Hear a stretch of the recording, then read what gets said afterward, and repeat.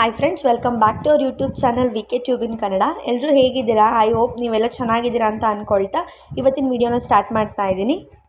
Restaurant style ಕಾಜು ಪನ್ನೀರ್ ಮಸಾಲ ಮನೆಯಲ್ಲೇ ಹೇಗೆ ಮಾಡೋದು ಅಂತ ನಾನು ಇವತ್ತು ನಿಮಗೆ ತೋರಿಸ್ಕೊಡ್ತಾ ಇದ್ದೀನಿ. ಮಾಡೋದಂತೂ ತುಂಬಾ ಈಸಿ. ನೀವು ಒಂದ್ಸಲ ಟ್ರೈ ಮಾಡಿ, ಹೇಗಿತ್ತು ಅಂತ ನನಗೆ ಕಮೆಂಟ್ ಮಾಡಿ. ಇದಕ್ಕೂ ಮುಂಚೆ ಯಾರೆಲ್ಲ ನನ್ನ ಚಾನಲ್ನ ಸಬ್ಸ್ಕ್ರೈಬ್ ಮಾಡದೆ ನೋಡ್ತಾ ಇದ್ದೀರಾ, ಪ್ಲೀಸ್ ಹೋಗಿ ಸಬ್ಸ್ಕ್ರೈಬ್ ಮಾಡ್ಕೊಳ್ಳಿ. ನಾನು ಹಾಕೋ ಪ್ರತಿಯೊಂದು ಹೊಸ ವೀಡಿಯೋನು ನಿಮಗೆ ನೋಟಿಫಿಕೇಷನ್ ಬರುತ್ತೆ. ಮೊದಲಿಗೆ ನಾನಿಲ್ಲಿ ಕಾಜು ಪನ್ನೀರ್ ಮಸಾಲ ಮಾಡಲಿಕ್ಕೆ ಒಂದು ಪಾತ್ರೆನ ತೊಗೊಂಡಿದ್ದೀನಿ. ಅದಕ್ಕೆ 1 ಗ್ಲಾಸಷ್ಟು ನೀರನ್ನ ಹಾಕ್ಕೊಂಡು ಜೊತೆಗೆ 7ರಿಂದ 8 ಗೋಡಂಬಿ, ಕಟ್ ಮಾಡಿ ಇಟ್ಕೊಂಡಿರೋಂಥ 2 ಮೀಡಿಯಮ್ ಸೈಜ್ ಈರುಳ್ಳಿನ ಹಾಕ್ಕೊಂಡು ಬೇಯಿಸ್ಕೊಳ್ಬೇಕು. ಒಂದು 7ರಿಂದ 8 ನಿಮಿಷ ಬೇಯಿಸ್ಕೊಂಡು ನೆಕ್ಸ್ಟ್ ಅದನ್ನು ತೆಗೆದು ಮಿಕ್ಸಿ ಜಾರ್ಗೆ ಹಾಕಿ ತಣ್ಣಗಾಗ್ಲಿಕ್ಕೆ ಬಿಡಬೇಕು. ನೆಕ್ಸ್ಟ್ ಇವಾಗ ಗ್ರೇವಿ ಮಾಡಲಿಕ್ಕೆ ನಾನಿಲ್ಲಿ ಒಂದು ಬಾಣಲಿನ ತೊಗೊಂಡಿದ್ದೀನಿ. ಬಾಣಲಿಗೆ 3ರಿಂದ 4 ಟೇಬಲ್ ಸ್ಪೂನಷ್ಟು ಆಯಿಲ್ನ ಹಾಕ್ಕೊಂಡು ಜೊತೆಗೆ 1/4 ಟೇಬಲ್ ಸ್ಪೂನಷ್ಟು ಅರಿಶಿನ,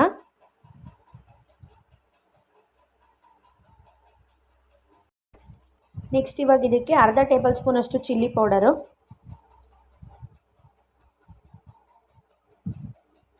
ಒಂದು 1/4 ಟೇಬಲ್ ಸ್ಪೂನಷ್ಟು ಉಪ್ಪು, ಇಷ್ಟನ್ನು ಹಾಕ್ಕೊಂಡು ಚೆನ್ನಾಗಿ ಫ್ರೈ ಮಾಡಿಕೊಂಡು 1-2 ಸೆಕೆಂಡ್. ನೆಕ್ಸ್ಟ್ ಇದಕ್ಕೆ ನಾವು ಗೋಡಂಬಿನ ಆ್ಯಡ್ ಮಾಡ್ಕೊಳ್ಬೇಕು. ನಾನಿಲ್ಲಿ 1 ಇಡಿ ಆಗೋಷ್ಟು ಗೋಡಂಬಿನ ತೊಗೊಂಡಿದ್ದೀನಿ. ಗೋಡಂಬಿ ಎಲ್ಲ ಬ್ರೌನ್ ಕಲರ್ ಆಗೋವರೆಗೂ ಚೆನ್ನಾಗಿ ಫ್ರೈ ಮಾಡ್ಕೊಳ್ಳಿ. ನೋಡಿ, ಇವಾಗ ಇದಾಗಿದೆ. ಇವಾಗ ಇದನ್ನು ನಾನು ಎಕ್ಸ್ಟ್ರಾ ಒಂದು ಪ್ಲೇಟ್ಗೆ ತೆಗೆದಿಟ್ಕೊಳ್ತಾ ಇದ್ದೀನಿ. ನೆಕ್ಸ್ಟ್ ಇವಾಗ ಅದೇ ಬಾಣಲಿಗೆ ನಾವು ಪನ್ನೀರ್ನ ಕ್ಯೂಬ್ಸ್ ಆಗಿ ಕಟ್ ಮಾಡಿ ಇಟ್ಕೊಂಡಿರ್ತೀವಲ್ವ, ಸೊ ಅದನ್ನು ಸೇರಿಸ್ಕೊಂಡು ಚೆನ್ನಾಗಿ ಫ್ರೈ ಮಾಡ್ಕೊಳ್ಬೇಕು. ನೋಡಿ, ಇವಾಗ ಇದಾಗಿದೆ. ಪನ್ನೀರೆಲ್ಲ ಚೆನ್ನಾಗಿ ಫ್ರೈ ಆಗಿದೆ. ಇದನ್ನು ಕೂಡ ನಾನು ಸೈಡ್ಗೆ ಎತ್ತಿಟ್ಕೊಳ್ತಾ ಇದ್ದೀನಿ.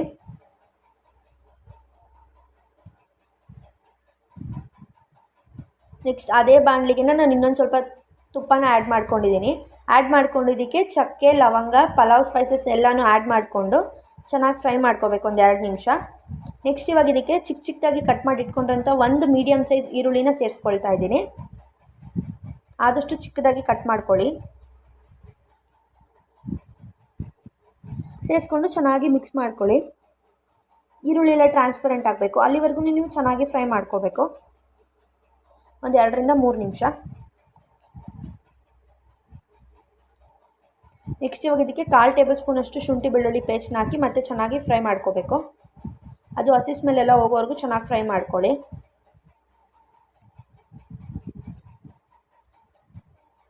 ನೋಡಿ, ಇವಾಗ ಈರುಳ್ಳಿ ಎಲ್ಲ ಟ್ರಾನ್ಸ್ಪರೆಂಟ್ ಆಗಿದೆ. ನೆಕ್ಸ್ಟ್ ಇವಾಗ ಇದಕ್ಕೆ ನಾನು 1 ಮೀಡಿಯಮ್ ಸೈಜ್ ಟೊಮ್ಯಾಟೋನ ಆದಷ್ಟು ಚಿಕ್ಕದಾಗಿ ಕಟ್ ಮಾಡಿ ಸೇರಿಸ್ಕೊತಾ ಇದ್ದೀನಿ. ಟೊಮೆಟೊ ಎಲ್ಲ ಸಾಫ್ಟ್ ಆಗಬೇಕು, ಅಲ್ಲಿವರೆಗೂ ನೀವು ಚೆನ್ನಾಗಿ ಫ್ರೈ ಮಾಡ್ಕೋಬೇಕು.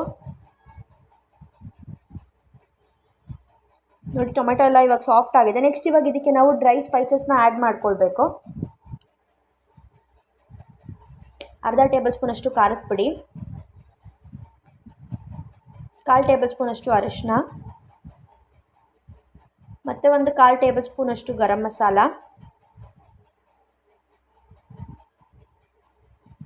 ಮತ್ತು ಒಂದು ಅರ್ಧ ಟೇಬಲ್ ಸ್ಪೂನಷ್ಟು ಧನಿಯಾ ಪುಡಿ.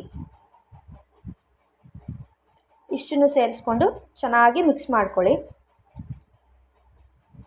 ಜೊತೆಗೆ ಒಂದು 1/4 ಟೇಬಲ್ ಸ್ಪೂನಷ್ಟು ಉಪ್ಪು. ಚೆನ್ನಾಗಿ ಫ್ರೈ ಮಾಡ್ಕೊಳ್ಳಿ.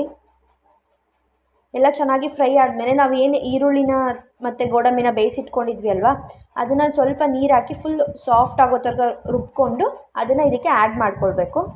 ನೋಡಿ, ಈ ಥರ ರುಬ್ಕೋಬೇಕು. ಫುಲ್ ನುಣ್ಣಗಾಗಿದೆ. ಇವಾಗ ಇದಕ್ಕೆ ನಾವು ಆ್ಯಡ್ ಮಾಡ್ಕೊಳ್ತಾ ಇದ್ದೀವಿ.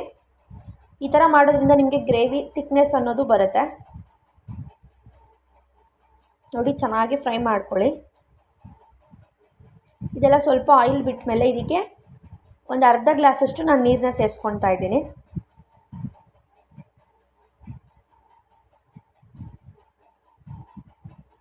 ನೀರನ್ನ ಸೇರಿಸ್ಕೊಂಡು ಚೆನ್ನಾಗಿ ಮಿಕ್ಸ್ ಮಾಡ್ಕೊಳ್ಳಿ.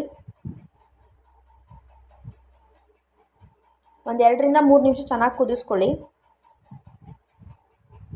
ನೋಡಿ, ಇವಾಗ ಚೆನ್ನಾಗಿ ಬಾಯ್ಲ್ ಆಗ್ತಾ ಇದೆ. 1-2 ನಿಮಿಷ ಲಿಡ್ನ ಕ್ಲೋಸ್ ಮಾಡಿ ನೀವು ಬಾಯ್ಲ್ ಮಾಡ್ಕೋಬೇಕು. ನೆಕ್ಸ್ಟ್ ಇವಾಗ ಇದಕ್ಕೆ ನಾವೇನು ಫ್ರೈ ಮಾಡಿ ಇಟ್ಕೊಂಡಿದ್ವಿ ಅಲ್ವಾ ಪನ್ನೀರು, ಅದನ್ನು ಆ್ಯಡ್ ಮಾಡ್ಕೊಳ್ಬೇಕು. ಆ್ಯಡ್ ಮಾಡಿಕೊಂಡು ಒಂದ್ಸಲ ಚೆನ್ನಾಗಿ ಮಿಕ್ಸ್ ಮಾಡ್ಕೊಳ್ಳಿ. ಗ್ರೇವಿ ಜೊತೆಗೆ ಚೆನ್ನಾಗಿ ಅದು ಮಿಕ್ಸ್ ಆಗಬೇಕು.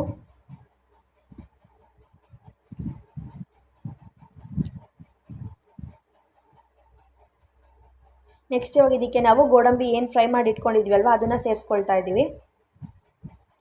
ನೆಕ್ಸ್ಟ್ ಚಿಕ್ಕದಾಗಿ ಕಟ್ ಮಾಡಿ ಇಟ್ಕೊಂಡಿರೋಂಥ ಕೊತ್ತಂಬರಿ ಸೊಪ್ಪನ್ನ ಆ್ಯಡ್ ಮಾಡ್ಕೊಳ್ಬೇಕು.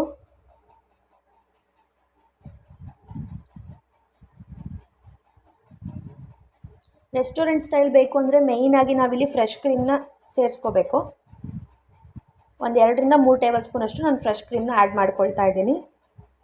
ಆ್ಯಡ್ ಮಾಡಿಕೊಂಡು ನಾನು ಲಿಡ್ನ ಕ್ಲೋಸ್ ಮಾಡಿ ನೋಡಿ ಇವಾಗ ತೆಗೆದು ನಾನು ಸರ್ವ್ ಮಾಡ್ಕೊಂಡಿದ್ದೀನಿ. ನೋಡ್ತಾ ಇದ್ದೀರಲ್ವ, ಮಾಡೋದಂತೂ ತುಂಬಾ ಈಸಿ. ಎಷ್ಟು ಈಸಿಯಾಗಿ ಎಷ್ಟು ಕ್ವಿಕ್ಕಾಗಿ ಆಯಿತು ಅಂತ. ನೀವು ಟ್ರೈ ಮಾಡಿ.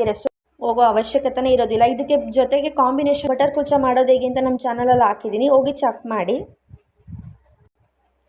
ಪ್ಲೀಸ್ ಈ ವಿಡಿಯೋ ಇಷ್ಟ ಆಗಿದ್ರೆ ಒಂದು ಲೈಕ್ ಮಾಡಿ, ಶೇರ್ ಮಾಡಿ, ಕಮೆಂಟ್ ಮಾಡಿ. ಇದೇ ರೀತಿ ಸಪೋರ್ಟ್ ಮಾಡ್ತಾಯಿರಿ. Thank you.